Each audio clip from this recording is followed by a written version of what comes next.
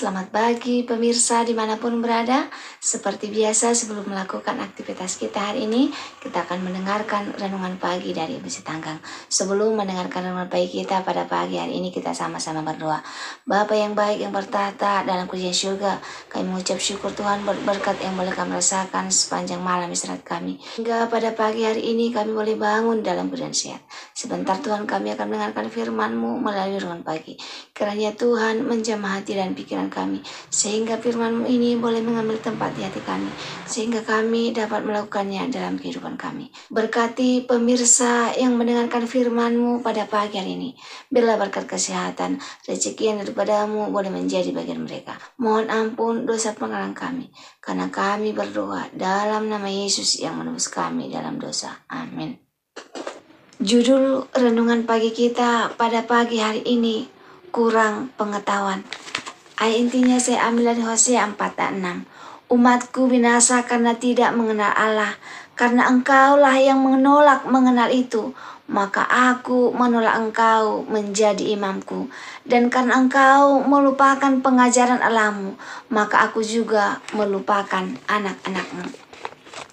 Ada sebuah kisah, meski cuma ilustrasi, tragisnya sangat terasa banget. Rasanya ini perlu diceritakan agar menjadi sebuah pelajaran yang amat berharga dalam kehidupan kita. Suatu ketika ada seorang ibu yang berjalan bersama anaknya, kira-kira umurnya 3 tahun. Mereka berjalan menelusuri sebuah sungai. Mereka ingin pergi ke suatu tempat.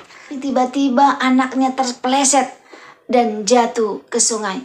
Ibu ini bukannya langsung menolong anaknya, tapi dia berteriak-teriak minta tolong. Kebetulan ibu ini juga lagi hamil 9 bulan. Dia tidak tahu berenang dan dia tidak tahu dalamnya sungai. Yang dia lakukan hanya teriak-teriak. Setelah lama ada seorang pria yang datang untuk menolong, dan pria itu langsung melompat ke dalam sungai dan mengangkat anak itu yang sudah terbujur kaku. Tragisnya ternyata sungai itu hanya sepinggang orang dewasa. Tadinya ibunya pasti dapat menyelamatkannya kalau ibunya itu langsung melompat masuk ke dalam sungai. Sayangnya ibunya tidak melakukannya karena dia kurang pengetahuan. Dalam Hosea dikisahkan, umat Israel kehilangan kisah dan jauh dari Allah. Mereka melakukan segala macam perbuatan jahat, mulai dari berdusta, pembunuhan, pencurian, perzinahan, dan lain sebagainya. Alasan kenapa mereka melakukan semua itu adalah karena mereka sudah menolak Allah dan ajarannya, lalu menyembah Allah lain. Bisa dibilang kalau mereka kurang pengetahuan akan Allah, dan akibatnya Allah pun melupakan mereka dan mereka mengalami hal-hal yang gak baik dalam kehidupan mereka. Bible, istilah bahasa Inggris untuk Alkitab, sering disebut sebagai akronim atau panduan dasar sebelum meninggalkan bumi. Sebagai orang Kristen, ketika kita hendak meninggalkan bumi, tujuan kita cuma 2. Yang pertama, surga atau hidup yang kekal. Yang kedua, neraka atau kematian. Alkitab adalah panduan yang ditinggalkan Tuhan, supaya ketika kita meninggalkan bumi, tujuan kita adalah surga, bukan ke neraka. Kurang pengetahuan itu akibatnya bisa fatal. Seperti halnya yang dilakukan ibu dalam ilustrasi di atas. Kurang pengetahuan bikin kita tidak bisa nyambung dengan teman-teman saat ngobrol. Kurang pengetahuan menghambat kita menggapai cita-cita.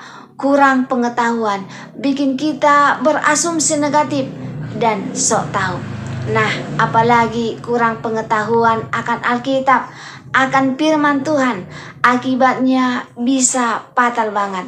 Teruslah haus belajar akan apapun, terutama akan firman Tuhan yang dapat menyelamatkan kita. Firman Tuhan itu sangat bermanfaat dalam kehidupan kita. Kita boleh baca 2 Timotius 3 ayat 16. Segala tulisan yang diilhamkan Allah memang bermanfaat untuk mengajar, untuk menyatakan kesalahan, dan untuk memperbaiki kelakuan, dan untuk mendidik orang dalam kebenaran. Dengan demikian, tiap-tiap manusia kepunyaan Allah diperlengkapi untuk setiap perbuatan baik.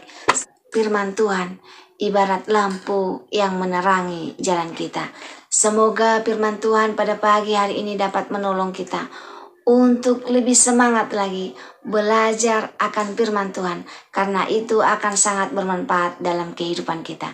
Jika saudara-saudara merasa terberkati dengan firman Tuhan pada pagi hari ini, saudara-saudara boleh share di sosial media kamu, Facebook, WhatsApp, Instagram, dan lain sebagainya, sehingga semakin banyak umat-umat Tuhan yang merasa terberkati. Sebelum mengakhiri firman Tuhan pada pagi hari ini, kita sama-sama berdoa.